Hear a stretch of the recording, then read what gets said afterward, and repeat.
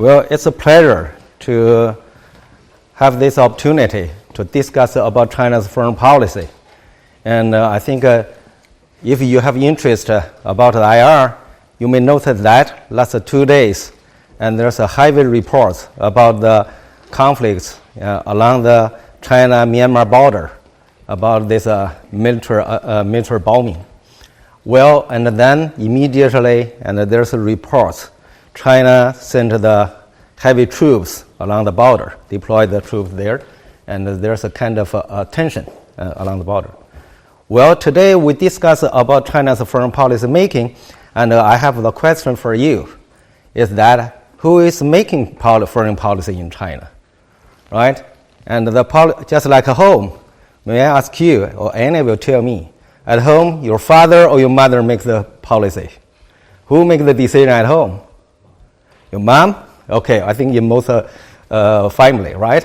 And so you know, I'm not qualified to discuss about the policy making, because in China, I'm not in charge of that. I never have experience how to make policy. My wife takes full charge of these issues. So then I found that in most cases, I do not agree with my wife's decision. Well, the reason is that we look at things from a different perspective angle, right? And when we married, I talked with my wife. I said, okay, we should have a division about the policy making. And then she said, okay, you make the decision on the big issues. I will make decision on the daily trifle things. I think that's really fair, right? And especially according to Chinese tradition. And the man should be in charge of the big things. Well, then I found that I've been put into the track. And when we are trying to buy the furniture, my wife said, hey, you don't worry about this. This is very, very daily issue. You do not need to worry about it. I think that makes sense. And then the first time we bought a car in the U.S., and you know, at that time, 1980s, and Chinese ordinary people don't have the cars. So I think that's a big thing. But then my wife said, wait a minute. This is a second-hand car. It's not a grand car. It's not a big deal. Okay, he said, I make decision what kind of car we should buy. I said, okay. And then finally, I get my PhD from Berkeley. I returned home. And then I think now we'll start to talking about what kind of apartment we're going to purchase. And then my wife said, hey, you're a man. You should care about take care of the big issues, not these small things. Well, even buying an apartment is not a big thing. I said, and then I found that, hey, there's not a very much thing I can make decision at home. I asked my wife, so what issue is in my field I can make decision? She think about it. Finally, she said, since you are specialized in IR, you can make decision about the security of this country. Well, actually, who makes the foreign policy for this country's security? Now I'll give you a picture here. I don't want the Chinese student to point out identify who are they, but I really want to have a foreign student to identify who are they. Can any of you give me names of all of these 7 persons? Anyhow, I think you're already know China's foreign policy enough. And since you can identify the major foreign policy makers, the other 2, one is Zhou Enlai, and actually he helped Mao Zedong, especially in terms of foreign policy. And the other is Liu Shaoqi. He served as the president of this country. But then he involved some in policy making, but not that important, not that critical as Mao Zedong. Okay, why I want to show these pictures for you, ask you to identify who are they. The important thing, my question is here, do you think no matter who serves as the president of China, because of the communist regime, if suppose they face the same threat from the other countries, if they face the same domestic problems at home, if they face the same problems with the other countries, he will make the same policy. Yes or no? No. Okay. Why? Why the same situation, same environment, same problems, and then if you change the leader, and then he will make different from the others? Because within this 60, 70 years, China was totally different and the world is totally different. No. I already control the variables. Let's suppose they make the policy in the same environment, same situation. Then this personal characteristics are different. Also, okay, so he regarded personal characteristic is very important. The different personality will make the policymaker make a different policy even in the exactly same environment. So what does it mean?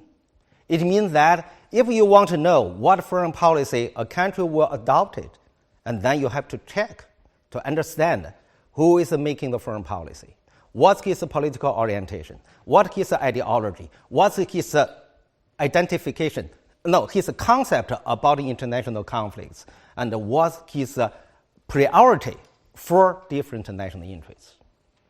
And for instance, you all know that, and Deng Xiaoping heavily focused on what? Economic interests. And Mao Zedong heavily focused on what? The security interests, right? So Mao Zedong actually involved in make a lot of decisions on wars, but Deng Xiaoping only make once. And then you find that after Deng Xiaoping, no any Chinese president make decision go to war. Well, my question is that, do you think from the Jiang Zemin, Hu Jintao until the Xi Jinping today, and they didn't involve in any war because their personality or because the situation or the international environment totally different from the period faced by Mao Zedong, Zhou Enlai, Liu Shaoqi, and Deng Xiaoping? I mean that their policy making so different from the previous Chinese national leaders because of the change of international environment or because they have a different political ideology. Well, just now we have his response that it's a personality. You think the problem is his personality or because his political ideology? Let's make it the narrow. I feel that in the old age, in the old days, the personality could be dominate the state's decision. But in nowadays, more and more we are concerning the things regarding the actual situation, the global situation. Okay, so you see, the answer becomes sophisticated, right? Not that simple. So whether the personality plays a more role than the environment or the situation they face with, or less, depends on the situation. Well, this is a very, very, very good answer. But then the answer leads us to no answer. Is that what's today's situation? He said that in old age, how old?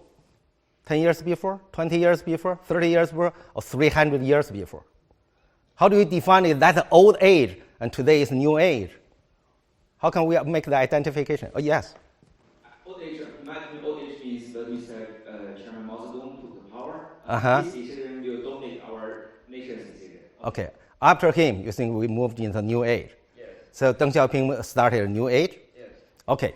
So he make a clear distinction between the Mao Zedong and Deng Xiaoping. I think he knows something about China's foreign policy change in the history. That's true. And Deng Xiaoping adopted a very different policy from the Mao Zedong. And Deng Xiaoping's policy is titled as what? As the keeping low profile. And the purpose is that the goal or the purpose of the foreign policy aimed at economic development. So they concern that the foreign policy is the fundamental goal for foreign policy is to create a peaceful environment for economic development. So China becomes less willing to involve in any military conflicts, right? That's a kind of important change. You find that after Mao Zedong, China involved less and less in the war. But then you find that this may not make the things, and the answer is very solid. I mean, if you only take into the case of the China, yeah, makes sense. But then you find that from the end of the Cold War till today, America has changed many presidents. But I don't think they have the same personality. I don't think they have the same ideology. and the power shifted between the Republicans and the Democrats, then what? They frequently involved in the war. By now, none of the American presidents from 1945 not involved in the war. Even today, the Obama, he's so reluctant to involve in the war, and he want to get troops out of Syria. And then what happened? The happening is that you find that he sent the troops back to fight against the IS or ISIS, right? So I don't think he want to. Then people say he was forced to. The question is that the foreign policy is decided by the external environment or decided by the internal factors or decided by the objective elements or by the subjective policy making. Well, this is the core question for today. We will discuss about this. Okay, since today we only discuss about the China's foreign policy making, and let's suppose all of the Chinese leaders inevitably influenced by what? Chinese tradition. We should regard Chinese tradition different from Americans' tradition. So American policymakers, no matter how different they are, they have the same cultural background. No matter how different between the Chinese national leaders, and they share the same Chinese culture. So today we will discuss about how the Chinese culture have influenced on Chinese policymakers. That's our question. And we discuss about. Now here, I think already gave you the references for reading. I don't know, any of them have read any of them? Because I think this the assistant of this class asked me for the reading list and said that he will send this reading list to you, I think 1 month ago. Have any of you read any of them? Or any of them by chance you read one of them? None. Oh, you did? Okay, you read Kissinger's. Okay, now I'm really happy. We have students read the Kissinger's book. So, which chapter gave you strong influence by Kissinger's book? It was a while ago. Anyhow, I think it's better we have students know something about Kissinger's book than on China. Okay, anyhow, I think that's good. Anyhow, you know the Kissinger's book, and you know he talks something about China's foreign policy. And so, okay, since he mentioned about Kissinger's book, let's talk a little bit about his book. And actually, you know, the other book, The Ancient Chinese Thought, Modern Chinese Power, is my book. And that book published the same year, and with the Kissinger's book on China, in 2011. Actually, 4 years before that, I think 3 years before that, and in 2008, when China held the Olympic game in this city, and by chance, and I had tea time with Kissinger together. We have a brief discussion. And he suggests that, and China's foreign policy will now be guided by liberalism, means Western ideology. He also thinks, and the China foreign policy by no means will be guided by Marxism, even that's a Chinese political ideology. He suggested, and the China's foreign policy will be guided by China's ancient political thought. That's 2008. We had a discussion. I think that's very interesting. And then I tell him I have already initiated the study about the ancient Chinese thought on the interstate relationship before the Qin dynasty, means during the period of spring-autumn and the warring states. And he said, that's very important. I said, we already published something in Chinese. He said, he strongly suggests me to translate it into English and get it published in the United States. Well, I accept his suggestion and get the book published by the Princeton University. And it's really amazing. It's beyond my expectation, and this book found a good market. And this book has been taken into classes in many American universities. Well, the coincidence is that these two books published in the same year, and then we talk the same thing, same topic. In my book, I talk about what kind of ancient Chinese thinking about the interstate relationship can be borrowed or applied to China's modern foreign policy.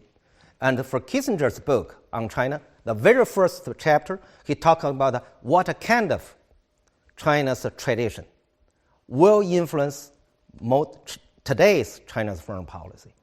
So I don't mean that we agree with each other, but then we all agree on one thing. Chinese foreign policy makers will be inevitably influenced by Chinese traditional thought. So after that, I think after my book published for 5 months and 8 months after Kissinger's book, and it's in September 2011, Chinese government issued a white paper under the title The Peaceful Development. And in this white paper, Chinese government officially stated China's foreign policy is based on 3 factors. The very first one is the Chinese traditional culture. The second one is the domestic situation of China, or the speciality of China's domestic problems. And third one is globalization, that international environment. You see, and I think Kissinger is really wise or smart. He can make the prediction China will making the foreign policy, and according to its ancient ideas, 3 years before the government publicly stated. And so that's why also, by chance, and my book suppose have some kind of influence on the foreign policy. Actually not. This is just a coincidence. Now here, I ask you a question.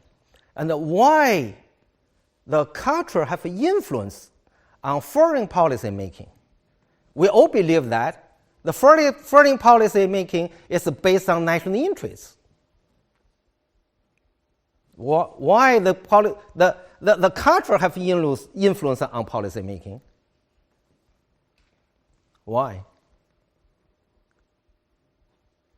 Well, this may be a little bit difficult to get immediate answer, but then I want to give you a further question is that, and if you're concerned why Americans view the things different from the Chinese, and you always say, oh, because he's American, right? You ignore his personality. You ignore his national interests. You ignore everything. You just focus on the difference between the culture of Chinese and American. The reason is that the culture is just like what? It's just like a kind of water. And you grown up with it. And then you adapted these ideas, a thought, into what? Into your blood. And then you make the foreign policy without conscious. You are influenced by the culture you already get used to. You didn't realize that. It's totally wrong. Believe that because this is a Chinese policymaker, so he purposely used the Chinese traditional thought to guide his foreign policy. No. He never think his ancient idea, his culture have any influence on the policy. He think he make the policy very objective. Actually, it's not. The culture is what? It's a kind of a political factor and flow in what? In your blood, and can have influence on you without your conscious. So that's why you can find, in the IR theory, we have a special group. It's the cultural analysis or the political culture. And this kind of group of scholars, usually they analyze a country's foreign policy from the perspective of that country's culture.